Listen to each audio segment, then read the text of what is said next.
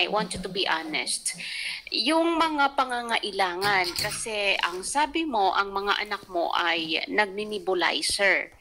So, bakit humantong sa ganon? Dalawa pa sila, Miss Danica? Wala po sila. Hindi ko po alam. Pag panganak ko po nung isang babae, nagkaroon siya ng pneumonia. Pabalik-balik kami sa ospital hanggang ngayon, malaki na. Tapos, pag pangalak ko naman yung pangalang babae, ganun din, balik-balik kami sa ospital, na pneumonia din. Tapos, itong tatlo, buti na lang naagapan. Tapos, siya rin ng antibiotic, pero meron din siya kunti. Kaya silang tatlo, kunting ano lang sa kanila, nagkakaano sila, nagkanyumunya agad sila. Tapos, natakot ako, kasi naningil na kasi yung kuryente sa amin. Tapos, hindi pa ako nakabayad kasi yun nga, hindi pa ako nakaalis. So, wala pa akong hanap buhay. Yung asawa ko rin, hindi makapagsadya ng trabaho kasi siya po ang nagbantay ng mga bata. Siya nag-alagaw. Bali, walang masandalan kahit na malaking bata na nagbantay. Wala. Siya lang po. So, hindi talaga siya makahanap ng paraan. Hindi siya makaalis ng bahay. Tapos yun, iniyak ko na lang yung, hindi ko alam kung saan ako maghahanap ng pagbayad ng kurente. Sinisinglaw kasi putulan talaga kami pag hindi ako makabayad ng kurente. Tapos yun, yung gatas pa ng mga bata, yung bigas. Parang dito pala ako sa Manila, pero yung depressed na ako, parang gusto ko ng taas. Hindi ko alam talaga. Tapos pasaya na ako, mo sa akin ng 100, pagkain ko dito. Hindi ko rin nahirapan. Nagkasakit ako dito, nagka-ulcer ako dito kasi bunga ng, siyempre yung kakapanganak ko lang, 10 months ko lang baby ko, so dapat hindi pa tayo malipasan ng gusto. May wala kasing, yung libre kasi dito is tanghali at gabi. Sa umaga, wala akong pangkuman lang, wala akong pera, kaya yun, nagkaroon ako ng sakit. So, hindi kayo libre ng pagkain dyan sa accommodation, Miss Danica? Libre naman po kami ng tanghali at gabi. Tapos sa umaga, hindi. Amin po. Okay. Para din sa kaalaman ng lahat, kasi nandyan ka ngayon sa accommodation at ito ay nandyan ka dahil nag-aantay ka na makaalis ulit. Ano na ang status ng pag-a-apply mo? May assurance na ba na makakaalis kayo? Processing na po yung for stamping visa na po. Yung hinihintay na lang po, yung visa ko, pag makarating na po yun, saka ako kukuha ng ticket para makaalis na po ako. Mga ilan pa kaya ang aantayin mong araw, semana or buwan? Mga siguro po, mga mahigit semana or 2 weeks ganun. Okay. Tapos ako kasi matagal pa, tapos mahirap yung sitwasyon ko dito, tapos kasi doon sa amin, sobrang hirap po talaga. Doon parang gusto ko nang magmakaawa, gusto ko nang umiyak para tulungan ako, ganun. Pero pinigilan, alam ko marami din tong tao na nag-ano din sa akin, na nagbaba sa akin. Nanghuhusga. Okay, Miss Danica, meron naman, hindi naman lahat ng ating mga kabayan ay mapanghusga. Meron din tayong mga kabayan na malambot ang puso na tumutulong sa mga kapuspalad nating mga OFW. At ikaw, alam ko naman na nagsusumikap ka ngayon na mag-apply. Papuntang saan bansa ka, Miss Danica, ngayon? Saudi.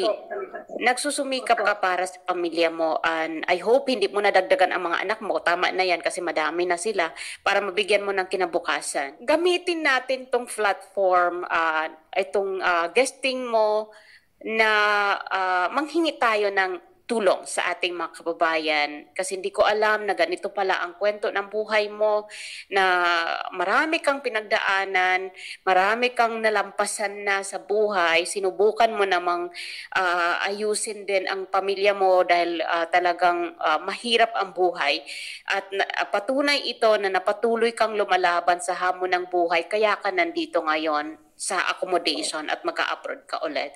Okay, gawin mo itong pagkakataon na manawagan ka, huwag ka mahiya, Miss Danica, na manghingi ng tulong sa mga kapwa natin OFW na maganda ang sitwasyon sa buhay para mabigyan ka ng kaunting financial. So ito po, nailagay ko dito yung iyong Gcash, hiningi ko sa iyo para sakaling marami ang mag-abot at maybe kaya ka nakarating din sa platform na to para marinig ang iyong mga hinanaing sa buhay na kailangan mo ng tulong. Go ahead, Miss Danica. Huwag ka mahiya manghingi ng chance, ng pagkakataon na baka matulungan ka. Salamat po, Miss Ran. Wala po, mga mahal lang po yung tawag ko sa inyo kasi nasanay kasi ako.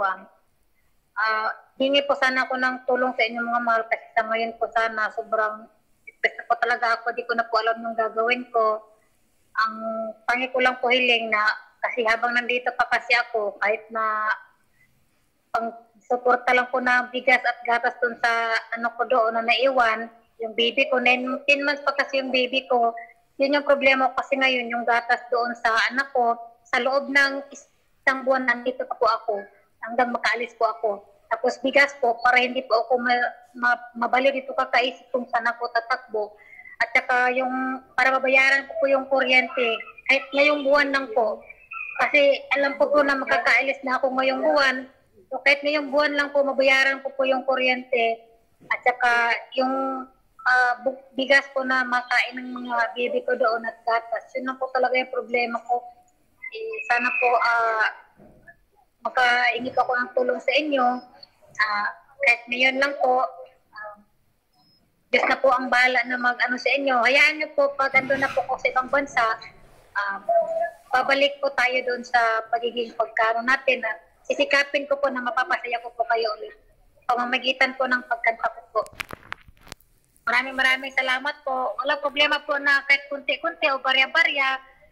Yun lang talagang problema ko financially para sa baby ko doon na naiwan. At habang nandito pa ako, walang problema kahit na wala ako dito. Basta doon sa pamilya ko lang, hindi magutuman yung baby ko. At saka, hindi sila maputulan ng kuryente kasi pag naputulan kasi sila ng kuryente doon, mas lalo po kasi ako nag-alala para sa baby ko kasi yung mga baby ko po, yung mga baby ko, ang magkakaubo. Bulizer. Tapos pag mayaan kasi hindi manibulize yun. Huwag na naman po siya sa, pag hindi siya nanibulizer, mahulog na po siya sa pneumonia to. Nakakatakot kasi siyempre malayo ako. Baka kung mabaliw ako doon sa may mangyari sa anak ko ganyan. Yun na po ang time problema ko po. Yung mabayaran lang yung kuryente ngayong buwan tapos yung pagkain lang ng baby ko doon at saka at yun po mga mahal. Sana po matulungan niyo po ako. Diyos na po bahala ang mag-ano sa inyo. Maraming salamat po. Maraming pasalamat po din po kay sayo mahal dahil para ikaw yung daan sa akin ngayon na maano ko yung problema ko.